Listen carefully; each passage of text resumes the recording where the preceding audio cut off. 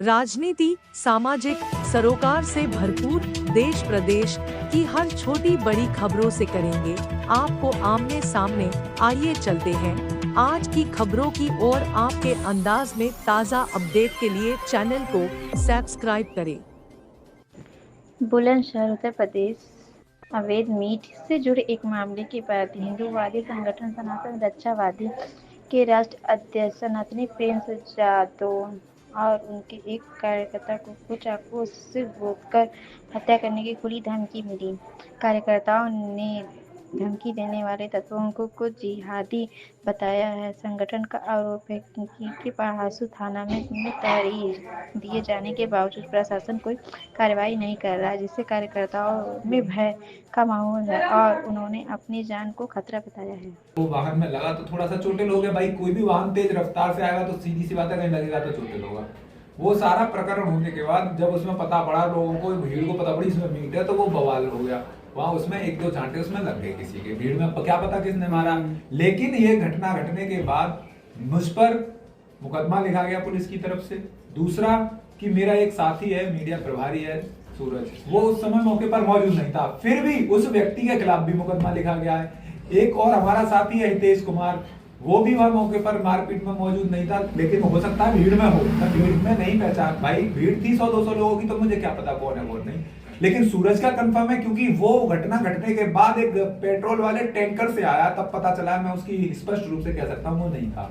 तो हितेश का भी नाम है। ये सारी घटना होने के बाद जो अवैध मीट के कारोबारी हैं पहासू से, उन लोगों ने हमारे बच्चे के घर पे गए, जिसका घर जंगला बिजली घर पे, थाना पहासू के जस्ट सामने 4 कदम बराबर में। इसके घर पे जाकर के ये छत पे था, कोई था नहीं घर पे। इससे पूछा भाई तेरे पापा वगैरह कहाँ हैं, कोई नहीं था। इसको कहा नीचे आ, गाली दे करके। तो इसने मुझे फोन किया, भैया ऐसे ऐसे कुछ लोग आए, बताओ क्या करना है। मैंने कहा एक काम कर, हो सकता है कोई घटना ना घट जाए। मैंने कहा तू अपने फोन में रिकॉर्डिंग चालू करके जेब में रख ले, अगर कोई बात आएगी तो कम से कम हम अपनी जो भी टीम है या किसी को बोल के तेरे पास तक पहुंचा दें, जिससे कि तू तेरे साथ कोई घटना ना घट सके।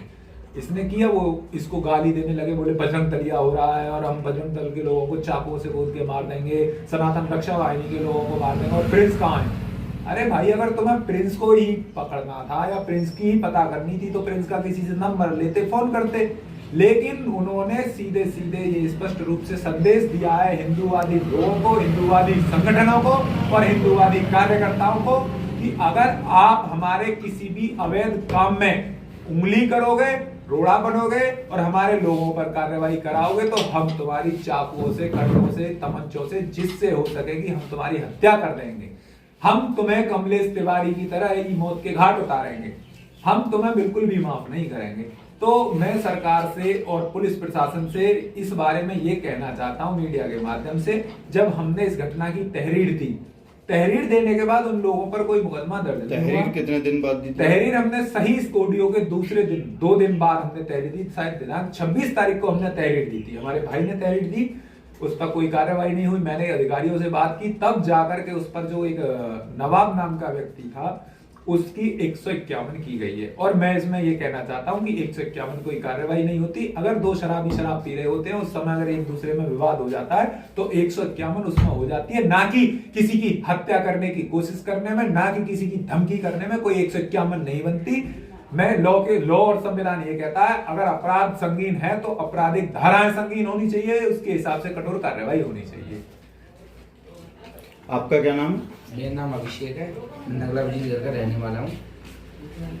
मैं छत पे खड़ा था, मेरे पास 8-10 लोग आए थे, मुझसे पूछ रहे थे तेरे पापा कहाँ नहीं, पापा तो है नहीं। मैं नीचे उतरा, उन्होंने मुझसे बोला अच्छा मार के नीचे उतर गया। मैं नीचे आया, मेरे प्रिंस भैया हैं, उनके पास मैंने फ़ोन करा, उन्होंने बोली भैया 8-10 लोग आए हैं घर पे। तो उन्होंने बोला रिकॉर्डिंग चालू करके फ़ोन में जेब में रख ले। मैंने जेब में रख लिया फ़ोन। उनके बाद में उन्होंने बोला कि बजरंग दल हो रहा है, तो तुम्हें चावों से गोद देंगे, मोटा पैसा इकट्ठा हो रहा है, अब तो बजरंग दल की माँ छोड़ देंगे।